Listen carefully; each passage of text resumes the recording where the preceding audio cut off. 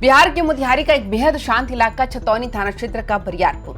वहाँ गली के कोने में एक बिल्कुल साधारण सा किराए का मकान है। बाहर से देखने में ऐसा लगेगा कोई सीधा साधा परिवार या कुछ छात्र रह रहे हैं, लेकिन क्या आप सोच सकते हैं कि उस चार दीवारी के पीछे कई राज्यों की पुलिस की नींद उड़ाने वाला मास्टरमाइंड छिपा बैठा था।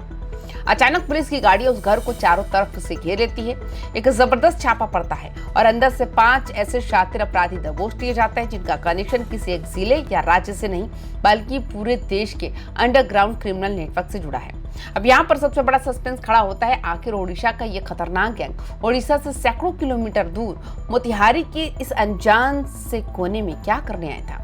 क्या इनके निशाने पर बिहार का कोई बड़ा बैंक था, कोई आलिशान ज्वेलरी शोरूम, या फिर ये किसी बहुत बड़ी डकैती का ब्लूप्रिंट तैयार कर रहे थे? और सबसे बड़ा सवाल ये है कि इस एक गिरफ्तारी से कई राज्यों में हुई पुरानी लूट और बैंक डकैती के कितने राज खुलने वाले हैं। नमस्कार, स्वागत है आप सभी का वाईबी बिहार झारखंड में। मैं हूँ आपके साथ मुदिता त्रिपाठी। आज हम बात करने वाले हैं बिहार और ओडिशा पुलिस की उस साझा और बहुत बड़ी कामयाबी की जिसने अपराधी के अंतर्राज्यीय नेटवर्क यानी इंटरस्टेट सिंडिकेट की रीढ़ की हड्डी तोड़ दी है।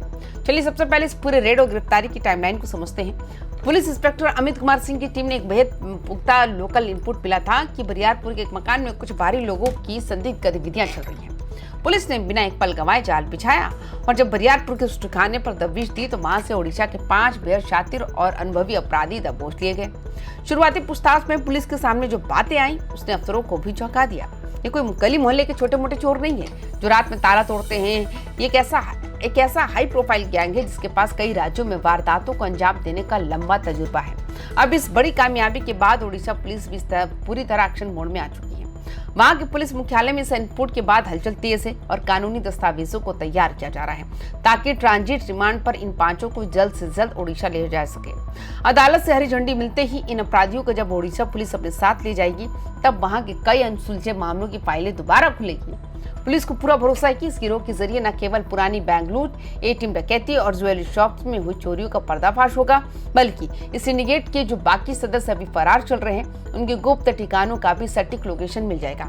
अब जरा इस गैंग के काम करने के खतरनाक तरीके यानी मोडस ऑपरेंडी को समझिए। आज के दौर में जो बड़े अंतर्राज्यीय गिरोह होते हैं वो एक बहुत ही शातिर पैटर्न को फॉलो करते हैं। ये लोग वारदात किसी एक राज्य में करते हैं, पुलिस की नजरों से बचने के लिए सीधे दूसरे राज्य के किसी छोटे शहर में जाकर छिप जाते हैं। वहां जाकर ये किसी सीधे साधे मकान मालिक को ज्यादा पैसे का लालच देकर या बिना किसी कड़े वेरिफिकेशन के एक साधारण सा किराए का मकान ले लेते हैं। लोकल पहचान छुपाने के लिए फर्जी दस्तावेजों पर लिए गए मोबाइल नंबर्स का इस्तेमाल करते हैं।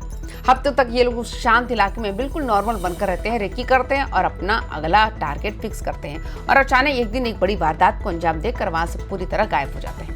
बिहार पुलिस की शुरुआती पूछताछ में जो सुराग मिले हैं वो इसी तरफ इशारा कर रहे हैं। बिहार और उड़ीसा जैसे राज्य अपनी भौगोलिक स्थिति और बेहतरीन कनेक्टिविटी की वजह से इन अपराधियों के लिए एक तरह से ट्रांजिट पॉइंट या सेफ हेवन बनते जा रहे हैं।